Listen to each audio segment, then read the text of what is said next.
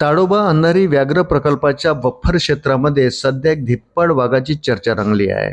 मामा मेल म्हणून ओळखला जाणारा हा प्रसिद्ध वाघ पुन्हा एकदा कॅमेऱ्यात कैद झाला असून त्याच्या शिकारीचा व्हिडिओ सोशल मीडियावर वेगाने व्हायरल होत आहे.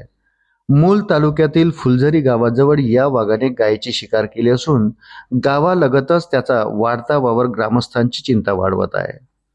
जानाळा केसलाघाट परिसरात सध्या मामा मेलचा मुक्काम असल्याचे वन विभागाच्या सूत्रांनी सांगितले. नुकत्याच समोर आलेल्या व्हिडिओत हा वाघ अत्यंत सहजपणे गायीवर झडप घालताना आणि शिकार शेत शिवारात ओढून नेताना दिसतो. गावाच्या अगदी हद्दीलगत घडलेली ही घटना स्थानिकांसाठी धडकी भरवणारी ठरली आहे. त्यामुळे वन विभागाने या वाघाच्या हालचालीवर बारकाईने लक्ष ठेवण्यास सुरुवात केली आहे. याआधी एप्रिल महिन्याच्या सुरुवातीलाही मामाने चिचपल्ली वनपरिक्षेत्रातील जानाळा कक्ष क्रमांक 715 जवळ भर रस्त्यात गायीची शिकार केली होती.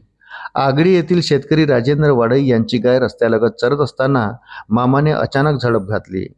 गायीचा जागीच मृत्यू झाला आणि त्यानंतर हा वाघ चक्क महामार्गालगतून शिकार जंगलाच्या दिशेने ओढत नेल्याचे दृश्य अनेकांनी पाहिले होते. या घटनेनेही परिसरात मोठी खळबळ उडाली होती. ताडोबातील सर्वात धिप्पाड नर वाघापैकी एक मानला जाणारा मामा केवळ त्याच्या आकारामुळे नव्हे तर त्याच्या वेगळ्या कहाणीमुळेही वन्यजीव अभ्यासकांच्या चर्चेत राहिला आहे. ताडोबातील प्रसिद्ध वाघीण छोटी तारा आणि युवराज यांचा तो बछडा.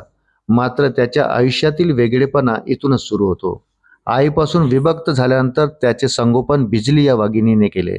विशेष म्हणजे बिजली ही त्याची जैविक बहीणच होती. याच काळात मामा आणि भांजा या दुसऱ्या नर वाघामध्ये एक अनोखे नाते निर्माण झाले. दोघेही अनेकदा एकाच क्षेत्रात दिसले, काही वेळा एकत्र शिकार करतानाही आढळले. सामान्यतः एकाकी जीवन जगणाऱ्या नर वाघाच्या स्वभावाला छेद देणारे हे वर्तन अभ्यासकांसाठी उत्सुकतेचा विषय ठरले. त्यामुळे मामा हा केवळ एक वाघ न राहता ताडोबाच्या जंगलातील एक कॅरेक्टर बनला आहे. वन्यजीव पर्यटनातही मामाचे आकर्षण मोठे आहे. जंगल सफारी दरम्यान त्याच्या दर्शनासाठी पर्यटक आतुर असतात. मात्र जंगलाच्या सीमारेषा ओलांडत त्याचा गावालगत वाढलेला वावर आता मानव वन्यजीव संघर्षाची नवी चिंता समोर आणत आहे.